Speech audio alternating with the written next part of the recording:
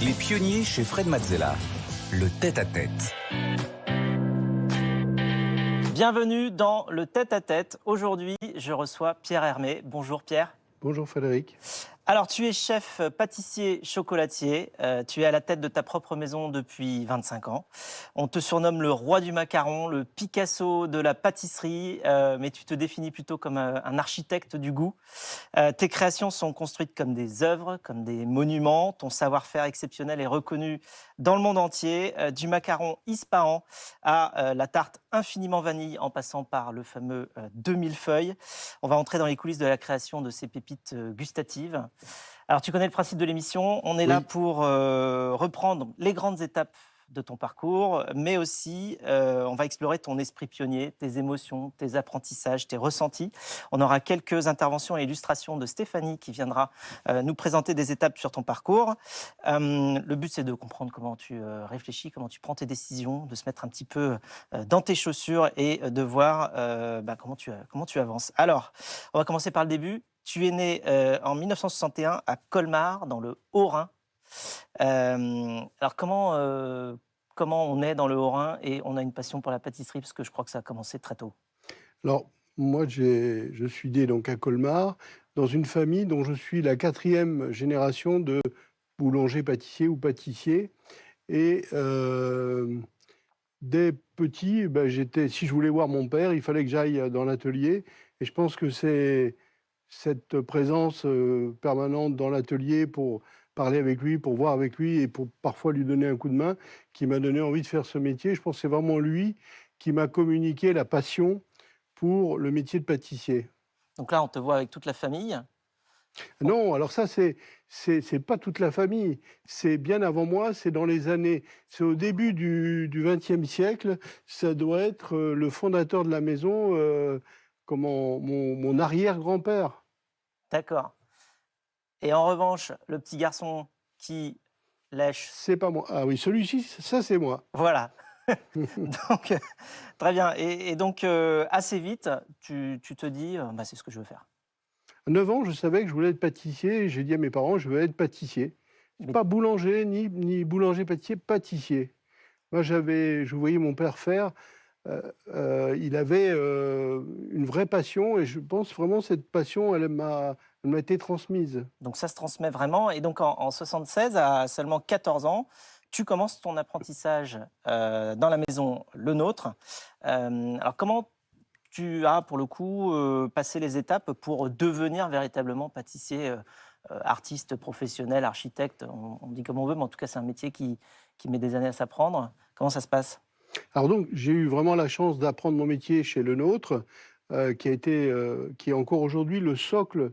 Cet apprentissage est encore le socle de référence pour moi aujourd'hui. Et quand on apprend un métier, on a ce stade premier de l'apprentissage où on découvre toutes les techniques, on découvre les matières premières, on découvre leur utilisation, d'où ils viennent, comment elles sont produites. Et puis, on découvre aussi l'histoire d'un métier. Et ça prend un peu de temps. Quelques années plus tard, on devient pâtissier, commis pâtissier, puis pâtissier. Donc là, ça veut dire qu'on maîtrise déjà un petit peu les techniques, on maîtrise déjà pas mal de techniques. Ensuite, on peut devenir chef de poste et donc diriger un petit groupe d'individus, soit pour une des disciplines de la pâtisserie, parce que dans la pâtisserie, il y a plusieurs disciplines. Et ensuite, on peut devenir chef pâtissier et faire reproduire les gâteaux qu'on a appris à faire et les faire très bien. Et parfois, on peut avoir envie d'avoir une autre dimension, une dimension créative. Et ça, c'est une question d'individu. Moi, j'ai eu cette envie très tôt. Dès l'âge de 24-25 ans, j'ai commencé à créer des choses par moi-même et à essayer de m'éloigner de ce que j'avais appris chez Le Nôtre, tout en continuant à m'appuyer sur ce savoir-faire. Et alors, qu'est-ce qui différencie, j'ai envie de dire, l'apprenti pâtissier Pierre Hermé, peut-être d'autres des apprentis ? Alors moi, j'ai envisagé l'apprentissage du métier comme des études. Ça veut dire que la journée, je travaillais à l'atelier chez Le Nôtre, et puis par moment à l'école Le Nôtre. Et ensuite, quand je rentrais du travail, J'allais découvrir les produits, voir les autres pâtisseries, acheter des livres, lire des livres sur la pâtisserie, apprendre le travail du décor en pâtisserie, le travail au cornet pour écrire joyeux anniversaire. En fait, j'ai essayé d'envisager mon métier comme l'apprentissage de mon métier comme l'apprentissage comme des études. Donc le nôtre a été très important dans ton parcours, mais pas seulement. Enfin, tu as découvert le macaron chez le nôtre, mais ensuite tu as poursuivi ta formation chez Fauchon, puis chez Ladurée. Alors chez Euh, Fauchon, je suis arrivé comme chef pâtissier.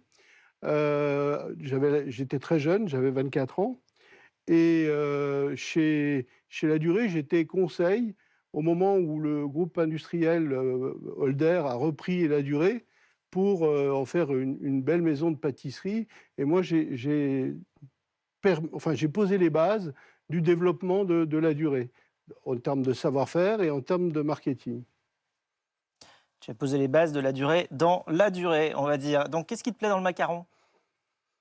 Le macaron, c'est un produit formidable. Lorsque j'ai appris à faire des macarons, on faisait chocolat, framboise, vanille, café. Et j'aimais pas ça. J'aimais pas les macarons parce que je trouvais qu'il n'y avait pas assez de goût et c'était très sucré.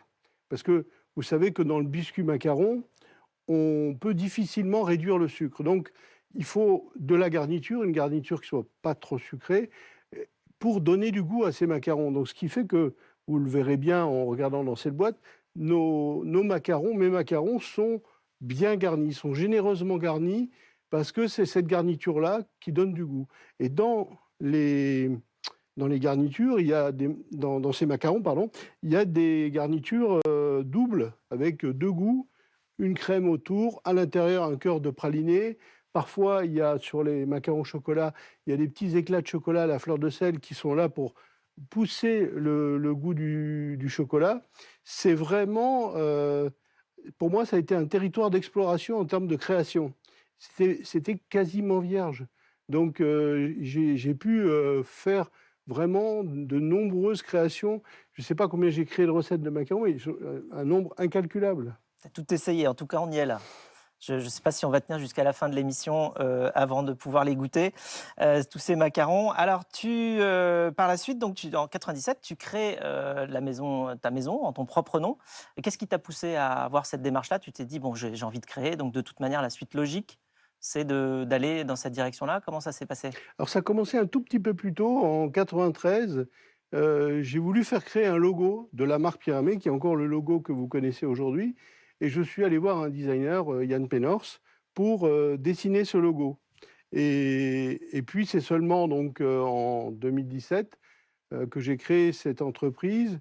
Et mon premier client, parce que je n'avais pas les fonds pour ouvrir une boutique, donc on a commencé par faire du conseil. Et mon premier client, c'était Ladurée. Et puis ensuite, j'ai ouvert la première boutique à l'enseigne Pierre Hermé, pas à Paris, mais à Tokyo. Et pourquoi Tokyo? Le hasard des rencontres, au sein de l'hôtel New Otani, qui est un des grands palaces de Tokyo, où j'ai ouvert une toute petite boutique de 14 mètres carrés qui encore aujourd'hui est ouverte et on va même la rénover cette année. Alors, ce qui est pionnier dans ton approche, c'est que tu crées ce que tu appelles de la haute pâtisserie, un petit peu comme la haute couture, on va dire. En quoi ça consiste? Alors, lorsque j'ai voulu formaliser mes intentions, ça veut dire de donner quelque chose de différent, j'ai constaté que dans le domaine du chocolat, il y avait déjà des marques de luxe comme la Maison du Chocolat, comme Jean-Paul Evin, comme Patrick Roger. Mais dans le domaine de la pâtisserie, il y avait plutôt des généralistes, des traiteurs. Le nôtre en fait partie, Dalloyau, Fauchon à l'époque. Et je me suis dit, mais moi, je veux créer une maison de pâtisserie. Et on va appeler ça de manière un peu prétentieuse la haute pâtisserie, parce que c'est un environnement différent, à la fois dans les produits, la création, et dans la manière des écrins des boutiques, dans les emballages, dans le rituel de vente. Donc, j'ai essayé de faire quelque chose de différent. Et cette volonté de différenciation, c'est toujours quelque chose qui est au centre de mes préoccupations. Et donc, juste après, tu as ouvert cette boutique à Paris. Tu te souviens le symbole que c'était pour toi d'ouvrir? Pour moi, à Paris? c'était une des étapes importantes, c'était d'ouvrir cette boutique à Paris. Elle était toute petite, elle fait moins de 40 mètres carrés rue Bonaparte. Ah, c'est plus Euh, que celle de Tokyo, qui fait 14 mètres carrés déjà. et comment Mais par contre, c'était tellement important, c'était vraiment la première fois que Pierre Hermé Paris, la marque, prenait position à Paris.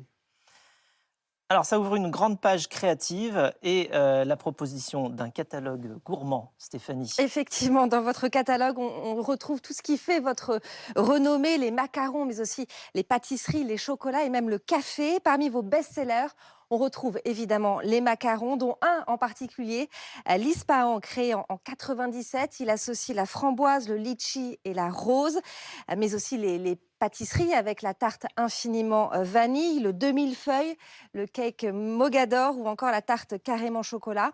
Des créations que vous avez imaginées et même dessinées pour certaines, tel un couturier qui crée sa collection de haute couture finalement.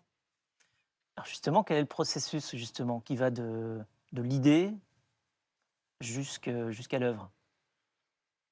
Alors, la maison Pierre Hermé, Paris, dès l'origine, est une maison de création.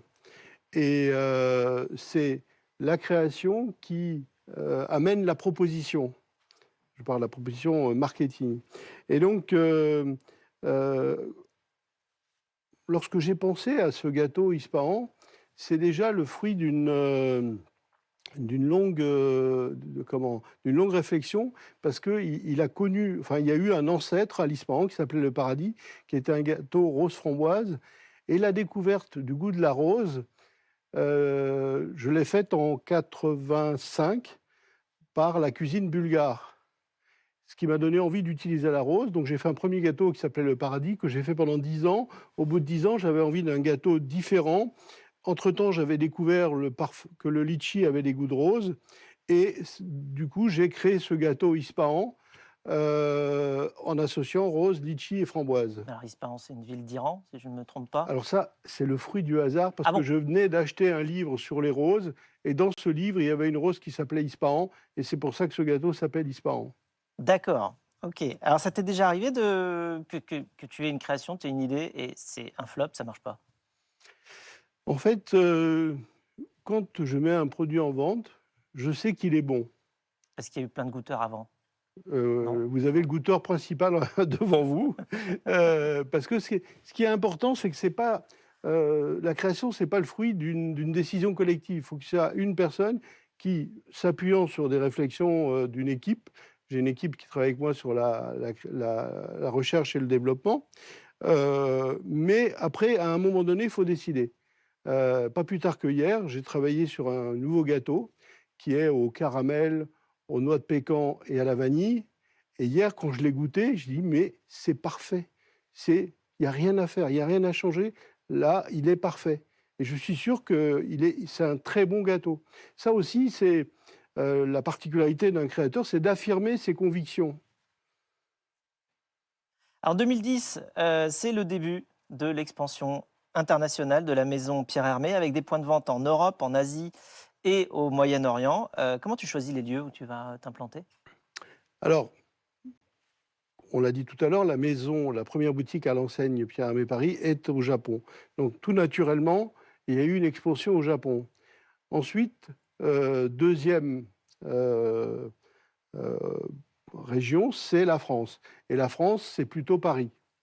Et puis ensuite, il y a eu la volonté d'ouvrir en Angleterre, à Hong Kong, et il y a eu des opportunités de développement au Maroc, à la Mamounia, où on s'occupe de toutes les pâtisseries de l'hôtel et même d'une partie de la carte salée. Il y a un autre pays qui est le Qatar, où on est depuis pas loin de 10 ans, la Thaïlande.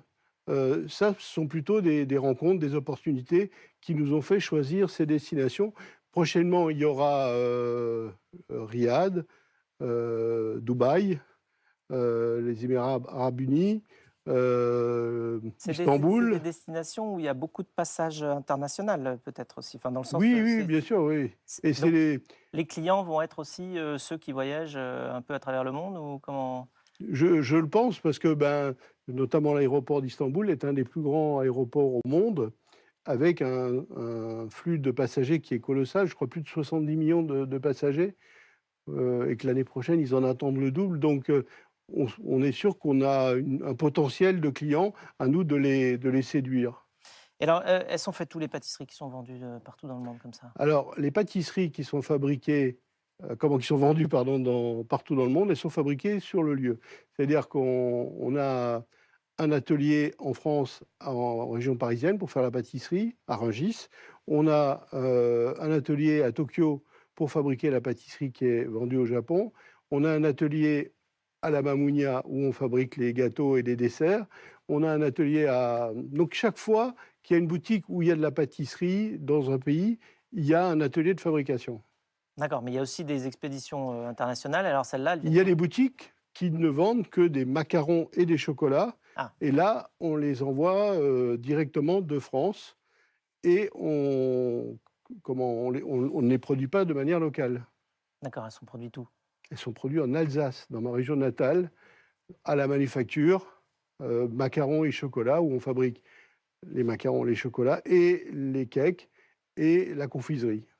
Alors en parlant d'Alsace, on a une question pour toi d'Hélène Darroze. Salut Pierre. Écoute, ma question elle va être très simple. Tu as aujourd'hui une carrière internationale juste incroyable. Tu es un modèle pour tant de personnes. Tu voyages énormément à travers le monde entier. Ça n'empêche que voilà, tu es né dans une région qui est l'Alsace et tu es issu d'une famille d'une lignée de pâtissiers. Et moi, je voulais savoir comment ces origines, comment ces racines-là, elles interviennent encore dans ta pâtisserie, comment elles t'influencent toujours. Voilà. Alors, c'est une très bonne question. Merci Hélène de me l'avoir posée. Par exemple, je prends un exemple. À Noël, on propose un gâteau qui s'appelle le Stollen. Le Stollen, c'est une pâtisserie qui ressemble un peu à un pain, dans lequel il y a des fruits, des épices. Et ça, c'est vraiment typiquement alsacien, on va dire alsacien, germanique, allemand. Il y a des goûts, notamment le pain d'épices. À Noël aussi, on propose du cake au pain d'épices. Ça, c'est très alsacien. Comme ça, l'Alsace revient comme ça en filigrane dans certains de mes produits. Et surtout, en 2008, j'ai eu la volonté d'implanter cette manufacture macaron chocolat dans ma région d'origine. Donc, c'est pas tout à fait par hasard parce que à la manufacture, sur les 70 employés, il y en a 60 qui sont alsaciens. Alors donc ça veut dire qu'on peut exporter le goût, et ce qui marche en France marche aussi à l'étranger, ce qui marche en Alsace, made in Alsace, marche partout dans le monde? Alors,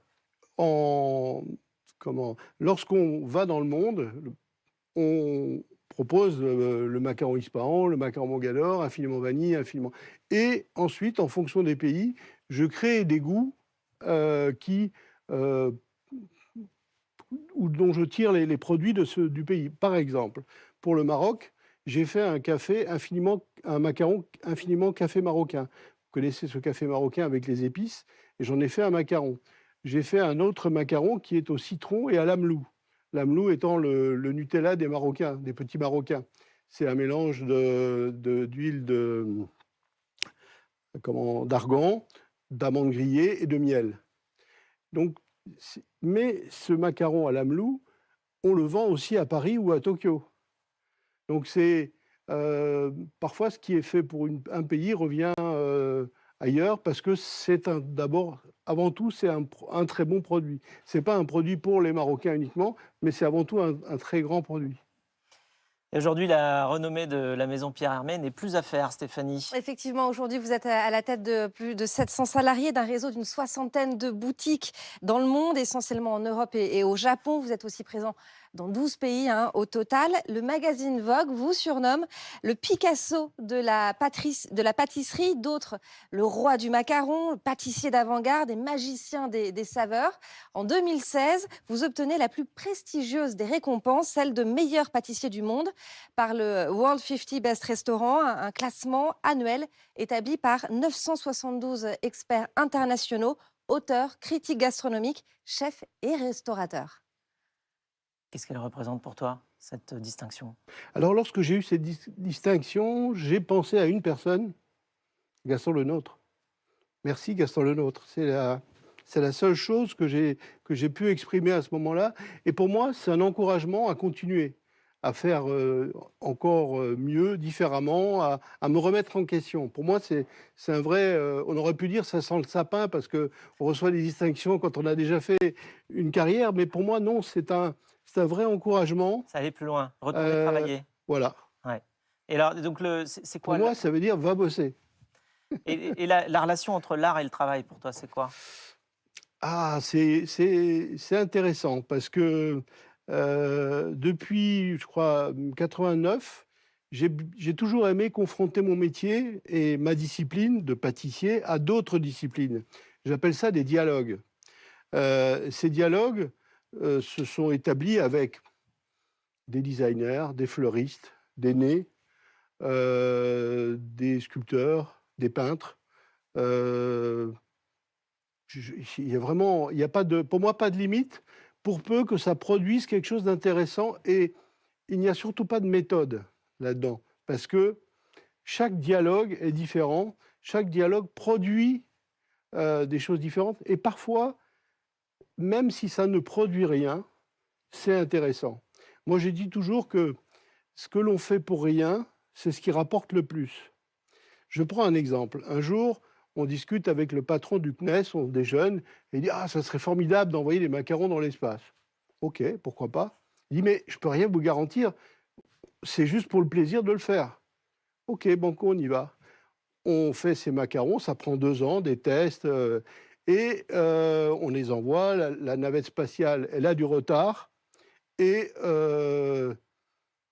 un jour, je vois apparaître sur mon écran la photo de Thomas Pesquet en train de jouer avec mes macarons dans l'espace. C'était son anniversaire. Il avait sorti les macarons parce que le CNES n'a pas le droit de lui demander d'autres missions que celles qui sont scientifiques. Donc, il avait envie de faire voir qu'il a eu des macarons pour son anniversaire et il jongle dans l'espace avec les macarons. C'est formidable. Et c'était vraiment... Je l'ai fait pour le plaisir, juste pour le défi que ça représente.